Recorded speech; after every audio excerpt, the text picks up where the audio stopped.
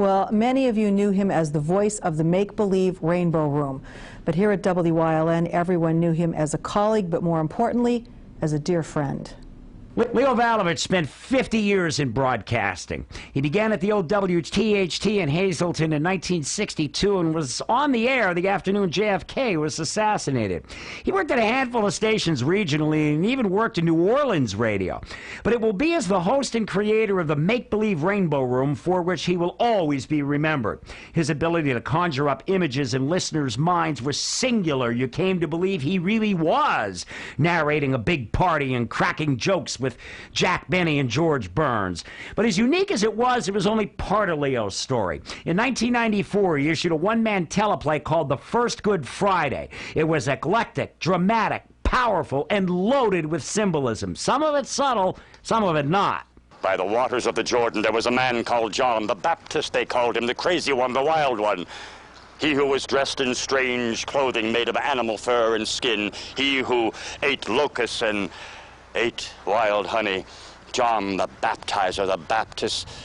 And there people came from all parts of Jerusalem and Judea, all the little towns and villages from every place. And here John beckoned them, "Come unto me, I baptize you now with water." He worked with the Reverend Connell McHugh in a variety of capacities. Leo used to put on the Passion of Christ. He enacted that, and then he had a group with him, and they put on a presentation at the different churches, and it was very successful with that. And I know he's very active in a lot of other programs, and of course today with the Catholic radio station in the area. And he contacted me about 5 months ago and asked me to give scripture presentations, and I was very happy to do that, and I enjoyed working with him. He was the GM of CatholicMedia.fm, which has since become Catholic FM Radio, an online Catholic radio station. He also did the weekly programs A View from the Vatican and The Road to Salvation. Bill Getz worked with him. Leo Valovich was not only our general manager here at Catholic FM Radio, but he was a very good friend, and he was the kind of person who gave all that he had and then gave a little more, and the world's going to be a little bit more lonely without him. Valovich was also heavily involved in veterans commemorations around the region and worked with the Hazleton Fire Department to stage the annual September 11th commemorations. Leo loved this city, loved this community. He loved being involved with anything that the fire department did, from our 9/11 services. Last year, I think, was a real big milestone for Leo. He rode our float down center of town, reading the names of 343 firefighters that died in New York. The man would do anything for this city.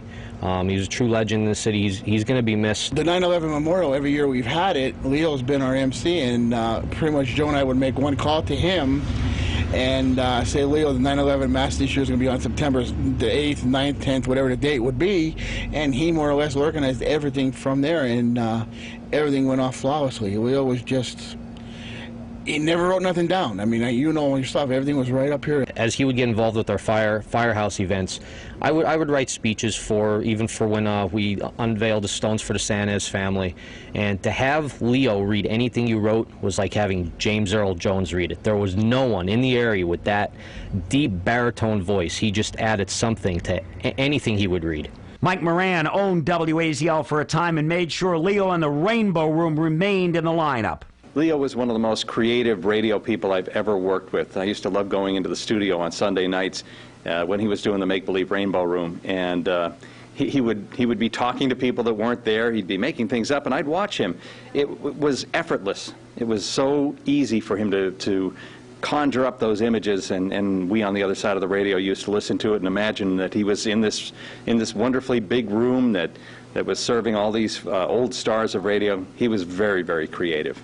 And of course there was the TV version of it here on WYLN. Personally, I had known Leo for over 20 years. He was a class guy, a great guy, a true professional, and a good friend. He died over the weekend apparently of pneumonia at age 70, and he will be missed. L.A. Tyrone, WYLN's Late Edition. Ladies and gentlemen, guys and gals, Radio Free Europe and all the ships at sea, thank you once again for a swelling and elegant time here at the Make-Believe Rainbow Room. And of course, we can't forget the gang at the International Space Station also. Indeedly-do, we'll do it next time around. Have a fantabulous week. And as always, a big hug and squeeze to the marvelous, lovely Lady in Red.